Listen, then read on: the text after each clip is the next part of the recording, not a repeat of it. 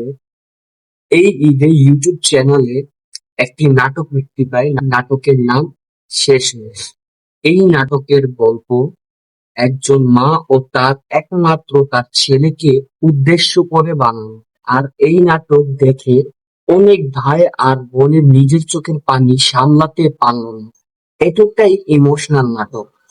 আসলে কি ইমোশনাল ছিল, নাকি ইমোশনালের নামে যে বিষটা আপনাদের অন্তরে মস্তিষ্কে ঢুকানো হয়েছে তার থেকে অনেক ভাই আর বোনেরা গাফিল ও জানে। নাটকের প্রথমেই দেখানো হয় গল্পের প্রধান চরিত্রে পলাশ তার কিছু বন্ধুদেরকে নিয়ে মদ পান করছে এবং গাঞ্চুট্টি, গাঁজাখোর এইসব ধরনের সংকলাপ করতে দেখা যায় তাদের মধ্যে। এইতে তরুণ সমাজকে কি মেসেজ দেওয়া হচ্ছে যে মদ খাওয়া চা খাওয়ার মতোই স্বাভাবিক, বন্ধুরা একত্র বসলেই মদ খেতে হবে, আড্ডা করলেই মদ খেতেই হবে। আমরা একটা মুসলিম কান্ট্রি, আমরা যারা ইসলাম জানি আর বুঝি তারা সবাই জানি যে ইসলামে মদ খাওয়া হারাম। এই দৃশ্য এর জায়গায় একটা চায়ের দোকানও দেখাতে পারতো তারা, কিন্তু না। আজকে আপনি ৪-৫ জন বন্ধুকে নিয়ে একটা বাসায় বসে মদ খান, সেটা প্রশাসনের লোক জানলে আপনাদের সবাইকে নিয়ে যাবে। কিন্তু মিডিয়ার মাধ্যমে এইসব মেসেজ তরুণ প্রজন্মের কাছে পৌঁছে দিচ্ছে, সেটার জন্য কোনো আইনি ব্যবস্থা নেওয়া হচ্ছে না। আর যারা খাচ্ছিল তারা একজনও রাস্তাঘাটের বা টোকাই পোলাপান ছিল না, তারা সবাই শিক্ষিত পরিবারের ছেলে ছিল। মানে তারা এটাই বোঝাচ্ছে যে শিক্ষিত পরিবারের ছেলে বা শিক্ষিত ছেলেরাও মদ খেতে পারে।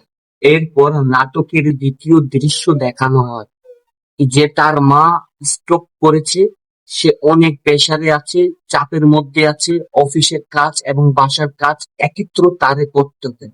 এর পরের দৃশ্যে দেখা যায় যে একটা মেয়ে যে নাকি তারই অফিসে কাজ করে, সে তারে এসে বলে, তুমি কি ফ্রি আছো, আমার সাথে ঘুরতে যাবে? কিন্তু সে বলল, আমি এখন আমার মাকে নিয়ে অনেক চাপের মধ্যে আছি। মেয়ে বলল, আমার সাথে অফিসে সবাই ছেলে ঘুরতে চায়, কিন্তু আমি তাদের সময় দেই না। এই দৃশ্যে মেয়েটা যেভাবে এসে তাকে বলেছে বা যেভাবে ডিরেক্টর তাকে অভিনয়ের জন্য বলেছে, সেটা ঠিক ওইভাবেই ছিল যেভাবে যেসব মেয়ে টাকার বিনিময়ে দেহ বিক্রি করে। বিশ্বাস না হলে দৃশ্যটা দেখে বুঝতে পারবেন আসলে সেটা কোনো স্বাভাবিক সংকলাপ ছিল না। এরপরের দৃশ্যতে দেখা যায় সে নিজের মাকে নিয়ে খুব চিন্তিত, কারণ সে যে নার্সকে তার মায়ের সেবা করার জন্য রেখেছে সে নাকি আর কাজ করতে আগ্রহী না, কারণ তার মা সব সময় বিছানায় শুয়ে বাথরুম করত। নার্সের বোঝানোর পরও একই কাজ তার মা বারবার করত, তাই সে আর তার মায়ের ডিউটি করতে রাজি নেই। তাই তার বন্ধুরা তারে বুদ্ধি দেয় যে ওই যে অফিসের সেই মেয়ের কথা, যে নাকি পলাশের সাথে ঘুরতে চেয়েছিল, সেই মেয়ের সাথে বিয়ের করার জন্য পলাশকে প্রস্তাব দিতে বলে। পলাশ নিজের বন্ধুদের কথায় এসে সেই মেয়েকে বিয়ের প্রস্তাব দিতে যায়, কিন্তু সেই মেয়ে পলাশকে উত্তরে বলে, আমি এমন ছেলে চাই যে আমাকে নিয়ে ঘুরবে, আমাকে নিয়ে হানিমুনে যাবে, আমাকে খাওয়াবে, আমাকে ঘুরাবে, আর আমি আমার ক্যারিয়ারের দিকে ফোকাস করতে চাচ্ছি, এখন বিয়ে নিয়ে কোনো চিন্তাই করি না। এতে তরুণ সমাজকে কি মেসেজ দেওয়া হচ্ছে যে আজকাল তোমরা একটা মেয়ে একটা ছেলে ঘুরতে পারবা, খেতে পারবা, সব জায়গায় যেতে পারবা, স্বামী স্ত্রী যা করতে পারে তোমরাও তাই করতে পারবা, কিন্তু বিয়ে করতে পারবা না। কারণ কেরিয়ার, কেরিয়ার একটা বড় ইস্যু হয়ে দাঁড়ায় এসব মিডিয়ার মাধ্যমে। আপনাকে শুধু কেরিয়ারের বিষয়ে দেখানো হয়। এই কেরিয়ারের পর্দার আড়ালে আপনি ফ্রি মিক্সিং, হারাম রিলেশনশিপ, জিনা এইসব সবই করতে পারবেন। এটি নিয়ে সমস্যা না।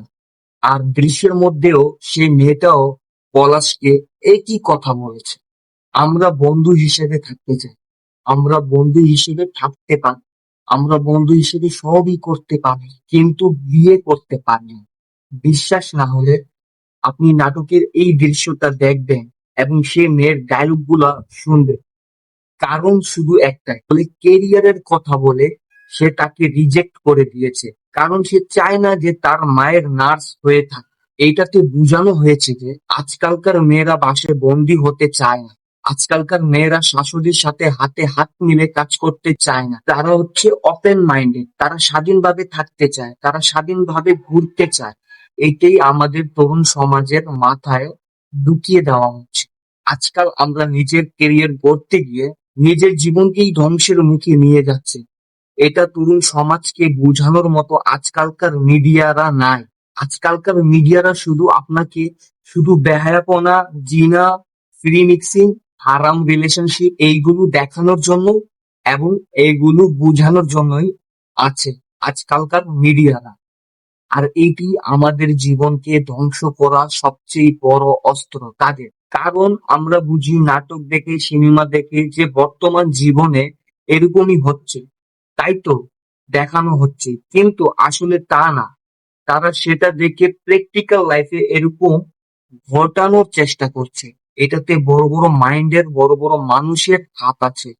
এটা শুধু তাদের জন্য লাভজনক ব্যবসা, আর আমাদের জন্য ধ্বংস। এই ব্যবসাটা শুধু তাদের জন্যই লাভজনক, আমাদের জন্য অভিশপ্ত। এর পরের দৃশ্যতে দেখা যায় পলাশ তার মায়ের জন্য একজন মেয়েকে বিয়ে করবে, যাতে তার মা তাড়াতাড়ি সুস্থ হয়ে উঠুক।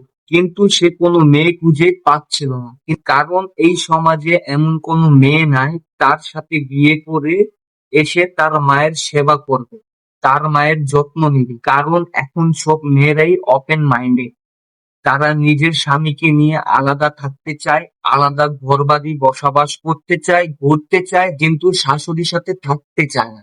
তাই সে কোনো মেয়ে খুঁজে পাচ্ছে না। তাই পলাশের বন্ধুরা পলাশকে নিয়ে একজন কাস্টিং ডিরেক্টরের কাছে যায়। সেই কাস্টিং ডিরেক্টর হলো বিভিন্ন নাটক, ফিল্ম, সিনেমা, বিজ্ঞাপনের জন্য মডেল সাপ্লাই করে থাকে। তার কাছে গিয়ে বলে, আমরা একটা মেয়ে চাই যে নাকি তার মায়ের সামনে পলাশের গার্লফ্রেন্ড হওয়ার অভিনয় করে। এই দৃশ্য দেখে বোঝা যায় বর্তমান মিডিয়াতে মেয়েদেরকে শুধু একটা মাত্র পণ্য হিসেবে ব্যবহার করা হয়। টাকার বিনিময়ে মেয়েরা নিজের দেহ বিক্রি করে দিতে রাজি। এই দৃশ্য না দেখলে আপনারা বুঝতে পারবেন না। সেই কাস্টিং ডিরেক্টর বলে, আপনি টাকা দিলে হাফ টাইম গার্লফ্রেন্ড, চাইলে ফুল টাইম গার্লফ্রেন্ড হিসেবেও রাখতে পারেন। এইসব কথাবার্তা, এইসব সংকলন বর্তমান তরুণ সমাজকে বোঝানো যাচ্ছে যে টাকার দ্বারা আপনি হারাম রিলেশনশিপ, ফ্রি মিক্সিং এইগুলো তো কোনো ব্যাপারই না। এই সমাজে একটা ভালো মেয়ে বা একটা ভালো ছেলে পাওয়ার চাইতে বেশি কঠিন, তাই অতি সহজে হলো আপনি হারামের সাথে লিপ্ত হয়ে যান। এর পরের দৃশ্যে দেখানো হয় পলাশ একটা মেয়ে ভাড়া করে তার মার কাছে নিয়ে যায়। সে মেয়ে তার গার্লফ্রেন্ড হওয়ার অভিনয় করে। আস্তে আস্তে তার মা তার গার্লফ্রেন্ডের সাথে তাকে বিয়ে করার প্রস্তাব জানায়। এরপর পলাশ সেই ভাড়া করার গার্লফ্রেন্ডকে নকল বউ বা ফেক বউ হওয়ার জন্য কনভিন্স করে। কিছু টাকার বিনিময়ে মেয়েটা রাজি হয় এবং তাদের নকল বিয়ের আয়োজনের কার্যক্রম চালু হয়। নকল কাবিনও করা হয়, নকল আত্মীয় স্বজনদেরকে নিয়ে তাদের নকল বিয়ে করা হয়, নকল কাবিনও করা হয়। বিয়ের পরের দিন সকালবেলা তার মা মারা যায়, আর গল্পটা এখানেই শেষ। একটা মিথ্যা কথা লুকাতে গিয়ে হাজারো মিথ্যা কথা বলতে হয়েছে। এইটাতে এটাই বোঝা যায় যে পলাশ এই দুনিয়ার মধ্যে কোনো একটা ভালো মেয়ে খুঁজে পায়নি, তাই সে একটা নাচনেওয়ালি ভাড়া করা মেয়ে নিয়ে আসছে তার মায়ের জন্য। সমাজকে মেসেজ দেওয়া হচ্ছে যে বর্তমানে ভালো ছেলে ভালো মেয়ে বলতে নাই, সবাই হচ্ছে গাঁজাখোর, মদখোর, ইয়াবাখোর, এবং কিছু মেয়ে আছে থার্ড ক্লাস 12 ভাতারি, যারা ঘোরাঘুরি করবে, যারা খাওয়া দাওয়া করবে, ফ্রি মিক্সিং করবে। সমাজে এসব দেখানো হচ্ছে মিডিয়ার মাধ্যমে। আসলে কি তাই? এই যে ইমোশনের নামে আপনার মাথায় অনেকগুলো বিষ ঢুকিয়ে দেওয়া হয়েছে। একজন মিডল ক্লাস ছেলে সে চাইলে বিয়ে করতে পারবে না, কিন্তু সে চাইলে একটা ভাড়া করা মেয়ে নিয়ে আসতে পারবে, তার সাথে ঘুরতে পারবে, তার সাথে গার্লফ্রেন্ড হওয়ার নাটক করতে পারবে, এভরিথিং সবকিছুই করতে পারবে, কিন্তু তার সাথে বিয়ে করতে পারবে না। একটা শিক্ষিত ছেলে বাসার মধ্যে বসে বন্ধু বান্ধবদেরকে নিয়ে মদ খাইতে পারবে, খারাপ সঙ্গ লাভ করতে পারবে, গালাগালি করতে পারবে। একটা শিক্ষিত পরিবারের ছেলে অফিসে গিয়ে অন্যের মা বোনদেরকে নিয়ে ঘুরতে পারবে এবং ফ্রি মিক্সিং করতে পারবে। আসলে এইসব পরিচালকরা কাদেরকে টার্গেট করে? এইসব নাটকের দর্শক কারা? কাদেরকে টার্গেট করে তারা এই ধরনের কন্টেন্ট তারা বানায়? এরা হচ্ছে যারা মেসে থাকে, যারা ভার্সিটির পোলাপান, যারা গ্রাম থেকে এসে ঢাকার মধ্যে বিভিন্ন ভার্সিটি হস্টেলের মধ্যে থাকে, ওইসব ছেলে মেয়েদেরকে টার্গেট করে এই ধরনের ভিডিও কন্টেন্ট বানানো।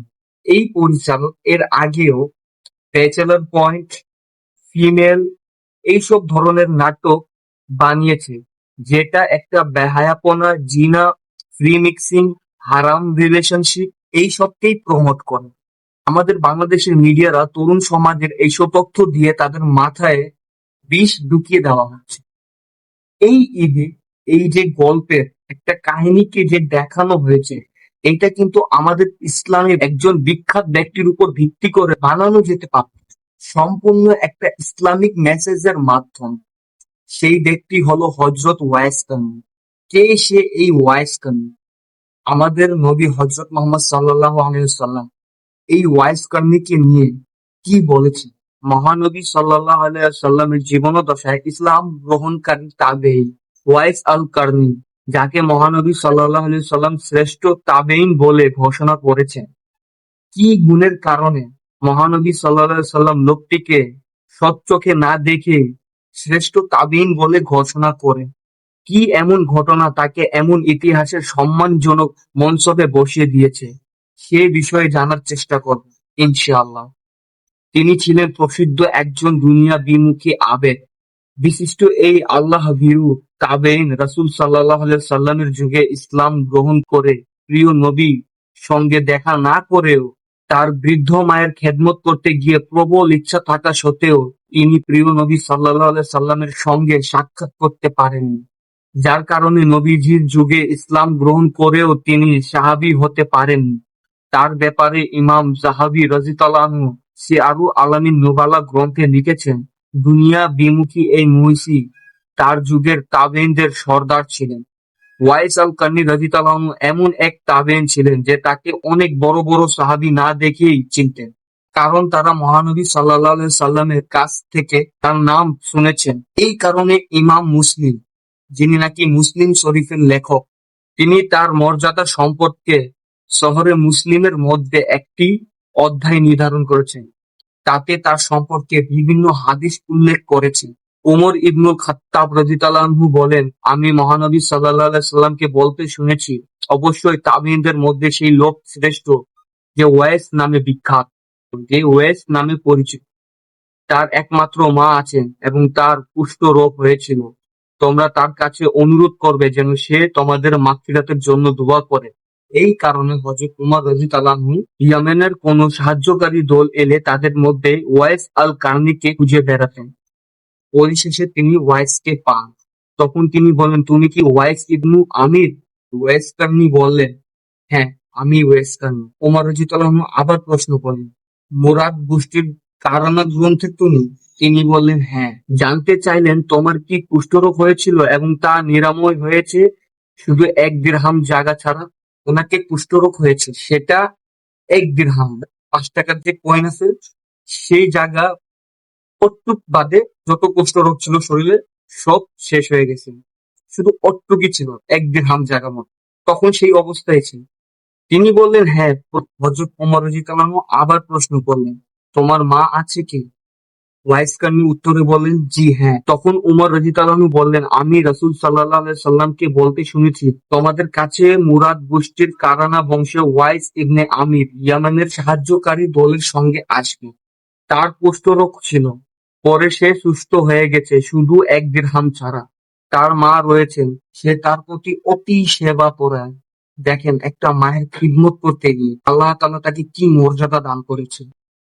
আর আমাদেরকে এখানে ঈদের নাটকে দেখানো হচ্ছে যে একটা মায়ের খিদমত করতে গিয়ে আপনি জিনা করতে পারেন, আপনি ফ্রি মিক্সিং করতে পারেন, হারাম রিলেশনশিপ করতে পারেন, আপনি মদ খাইতে পারেন, আপনি গালাগালি করতে পারেন, এভরিথিং সবকিছু করতে পারেন। এটাই আমাদেরকে এই ঈদের নাটকে বোঝানো হচ্ছে।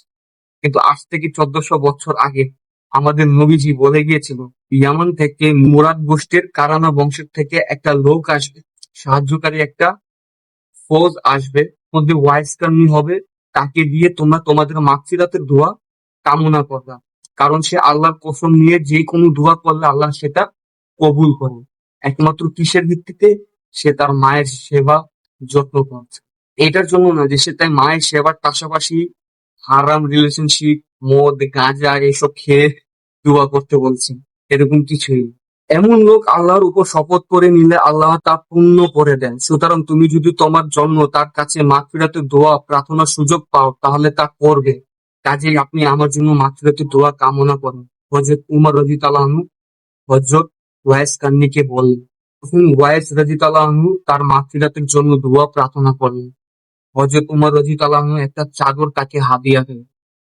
প্রিয় নবী সাল্লাল্লাহু আলাইহি ওয়াসাল্লাম রেখে যাওয়ার চাদর, যা বর্তমান তুরস্কের ইস্তাম্বুল খিরকা শরীফে মসজিদে সংরক্ষিত। ওয়াইস আল-কারনী ছিলেন ইয়ামানের বাসিন্দা, কিন্তু তিনি পরবর্তী সময়ের জন্য কুফায় চলে যান। সিফফিনের যুদ্ধে হযরত আলী রাদিয়াল্লাহু আনহুর সঙ্গে ওই সময় যুদ্ধরত অবস্থায় তিনি মহান আল্লাহর ডাকে সাড়া দিয়ে পরকালে পাড়ি জমান। একজন মায়ের সেবা করতে গিয়ে আল্লাহ তার মর্যাদাকে কত উপরে নিয়ে গেলেন। ওয়াইস কার্নি নিজের জীবনে সৎচোখে কখনো নবীজিকে দেখে নাই। কারণ তিনি তার মায়ের সেবায় এতটাই মগ্ন ছিলেন যে তিনি নবীকে না দেখেই বিশ্বাস করেছিলেন। যেই নবীকে না দেখে এতটা মহব্বত, এতটা মায়া, এতটা দরদ, এতটা ব্যথা ছিল তার, যে নবীজি যুদ্ধের মধ্যে দাঁত ভাঙছে, সেটা কি অনুভব করছে, কতটা কষ্ট হয়েছে, সেটাই ফিল করার জন্য উনি নিজেরটা ভাঙলো। ভাঙ্গার পর উনি এটা চিন্তা করলো যদি নবীজির এই দাঁতটা না ভাঙে, তার পাশেরটা ভাঙে। এই জন্য তিনি একের পর এক নিজের 32টা দাঁত ভেঙে দিল। এই ঘটনা আমি কমেন্ট সেকশনে দিয়ে দিব, আপনারা পড়ে নিন। এটা পড়ে আপনাদের ঈমান তাজা হবে। পারলে আমাদের মিডিয়া এইরকম ব্যক্তির উপর কন্টেন্ট বানিয়ে আমাদের তরুণ সমাজকে একটা ভালো কন্টেন্ট উপহার দিতে পারতো। মানুষ আরো ইসলামের বিষয়ে জানতে পারতো, হারাম আর হালাল বিষয়ে জানতে পারতো। কিন্তু আজকালকার মিডিয়ারা আমাদেরকে এইসব দেখাবে না, কারণ তারা চায় না যে আপনারা ইসলামকে বুঝেন, হালালকে বুঝেন। কারণ এটা বুঝালে অনেকেরই ব্যবসা থাকবে। তাই হারামকে অনেক সস্তা বানিয়ে দেওয়া হচ্ছে আর হালালকে অনেক দামি করে দেওয়া হচ্ছে। যেমন আপনি বিয়ে করা হালাল, কিন্তু আপনি এই সমাজে, এই পরিবেশে, এই অবস্থায় আপনি করতে পারবেন না, কারণ এটার জন্য অনেক কষ্ট করতে হবে। কিন্তু আপনি হারাম রিলেশনশিপ, জিনা আপনি করতে পারবেন, এটা অতি সহজ। তো হারামকে অতি সহজ বানিয়ে দেওয়া হচ্ছে আর অতি কঠিন বানিয়ে দেওয়া হচ্ছে। আমরা এইসব ধরনের নাটককে বর্জন করি, না হয় এইসব নাটক দেখে নিজের জীবনকে ধ্বংস করি।